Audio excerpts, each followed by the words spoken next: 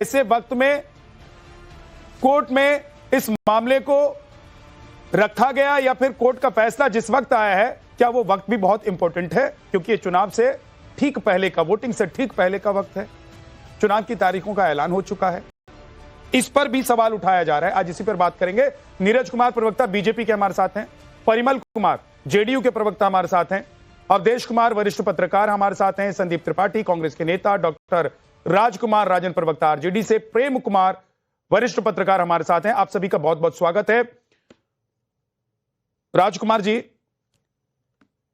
भाई कोर्ट ने यह कहा है कि 420 का मामला है, लालू यादव, तेजस्वी और राबड़ी। अब तो आप लोग जो कह रहे थे कि हम 2.5 करोड़ 3 करोड़ नौकरी बांटेंगे, लोग तो पूछेंगे ना आपसे पहले कि भैया कहीं नौकरी के बदले कोई प्लॉट तो नहीं लिखवा लेंगे? देखिए बैद्यनाथ जी, सम्माननीय कोर्ट में जो भी आदेश देगा उस प्रक्रिया का हम हिस्सेदार हैं। उस प्रक्रिया में जो भी आगे सुनवाई होगी उस अंतिम निर्णय का हम प्रतीक्षा करेंगे और उसका हिस्सा बनेंगे। और मुझे उम्मीद है, हम सब लोगों को उम्मीद है कि जिस तरह से अधिक आय के केस में सुप्रीम कोर्ट ने जो निर्णय दिया था वो हमारे पक्ष में आया था, उसी तरह से निर्णय होगा। दरअसल बीजेपी भाजपा बिहार के चुनाव के संदर्भ में इतना डरी हुई है, इतना सहमी हुई है और सत्ता जाने का दुख और पीड़ा इतना है कि वह सीबीआई और ईडी के माध्यम से, पुलिस प्रशासन के माध्यम से ये चुनाव के ठीक पहले एक ऐसे समय में जब बिहार के मुख्य धारा में नौकरी की बात करने वाले हमारे तेजस्वी जी ने जो वादा किया है उससे घबराहट भी इतना है कि एक अलग तरह का नैरेटिव सेट करने के लिए आज के समय में यह डेट दिया गया, इस प्रक्रिया का हिस्सा बनाया गया।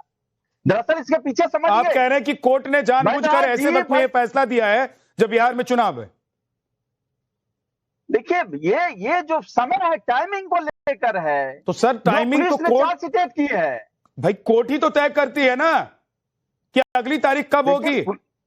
देखिए और कब किस मामले में निर्णय लेना है, फैसला लेना है। बैद्यनाथ जी, सीबीआई ईडी के माध्यम से चार्जशीट होता है। सर मैं थोड़ा सा आपको करेक्ट कर देता हूं, अहम हिस्सा है। एक सेकंड। वो डेट लेता है राजकुमार, उसमें राजकुमार राजन जी, यह निश्चित रूप से सरकार की हिस्सेदारी है, बीजेपी की हिस्सेदारी है। बीजेपी कोर्ट में भाई उपयोग किया जा रहा है। कमाल की बात है। मुझे बताइए कि बीजेपी का जज बैठा हुआ है क्या कोर्ट में? देखिए जजमेंट के पीछे का जो प्रक्रिया है उस प्रक्रिया में ईडी सीबीआई के हिस्सेदार है। देखिए इंडियन एक्सप्रेस ने एक सर्वे किया था। मैं पूछ रहा हूं आपसे, कोर्ट में बीजेपी का जज बैठा था जो फैसला सुना रहा था? देखिए 25 विपक्षी पार्टियों, व्यक्तियों पर, नेताओं पर मैं पूछ रहा हूं आपसे, आप लोग कह रहे हैं कि ऐसे वक्त में फैसला आया है जब बिहार में चुनाव है, तो कोर्ट में बैठा हुआ जज क्या बीजेपी का है या कोर्ट पर भी अब आप लोगों को भरोसा नहीं है? आप लोगों पर 420 का आरोप है, पूरा परिवार इस आरोप में घिरा हुआ है। आप लोग नौकरी की बात करते हैं। नीरज कुमार जी, क्या जानबूझकर ऐसे वक्त में इस मामले को तुल दिया जा रहा है जब बिहार में चुनाव है और आप लोगों को सियासी फायदा हो जाएगा इससे? कम से कम मुझे विद्यानंद झा जी आपसे उम्मीद नहीं थी कि आप ये सवाल करेंगे। कोर्ट कभी अपराधियों की सहूलियत के हिसाब से समय तय नहीं करता। किससे सवाल करूंगा? अपनी गति चलता है, कोर्ट अपनी गति से सवाल करूंगा नीरज जी? इस तो सवाल ही नहीं बनता है। कोर्ट मतलब क्यों चुनाव के समय कह रहे हैं ना वो आपके साथ, अरे आपके साथ बैठकर वो कह रहे हैं, वो बिल्कुल गलत कह रहे हैं। कोर्ट अपराधियों के सहूलियत के हिसाब से काम नहीं करता। कोर्ट अपनी गति से काम करता है। इस देश का कानून अपनी गति से काम करता है। और ये मोदी जी की सरकार में फिर से स्थापित हुआ कि भ्रष्टाचार के प्रति जो हमारी जीरो टॉलरेंस नीति है, चाहे अपराधी भ्रष्टाचारी कितना भी बड़ा हो, उसको बख्शा नहीं जाएगा। आप मोदी जी का नाम ले रहे हैं और आज तो कहेंगे ना, जब आप कह रहे हैं कि मोदी जी की सरकार में अपराधी भ्रष्टाचारी पर हमारा टॉलरेंस जीरो है, तो कहेंगे कि भाई आप लोग ही बैठकर तय कर देते हैं कि कब कोर्ट में कौन सी तारीख होनी चाहिए।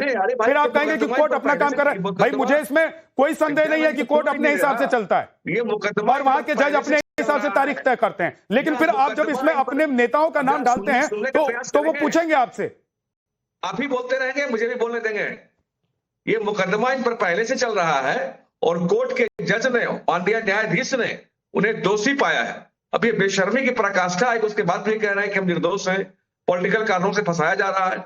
ऐसा कहीं कुछ नहीं। परिवार पहले भी चारा घोटाला में सजा याफ्ता मुजरिम है लालू जी, वो कोई पाक साफ है नहीं।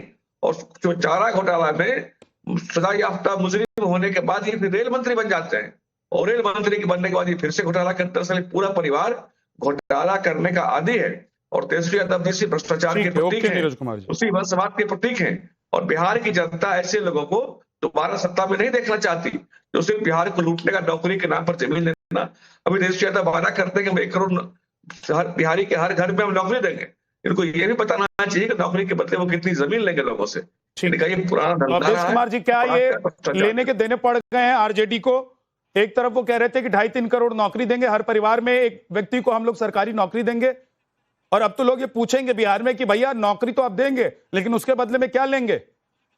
हाँ, ये पूछिए उससे, उसके बदले में कितना जमीन लेंगे वो। अवधेश जी,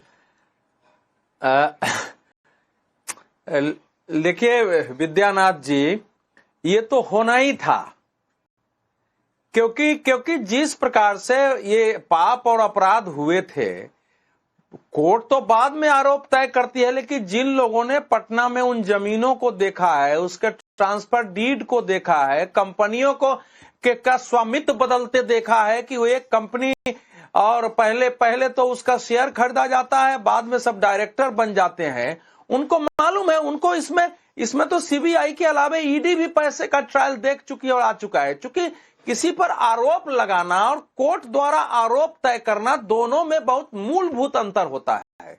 राजनीतिक आरोप नहीं है।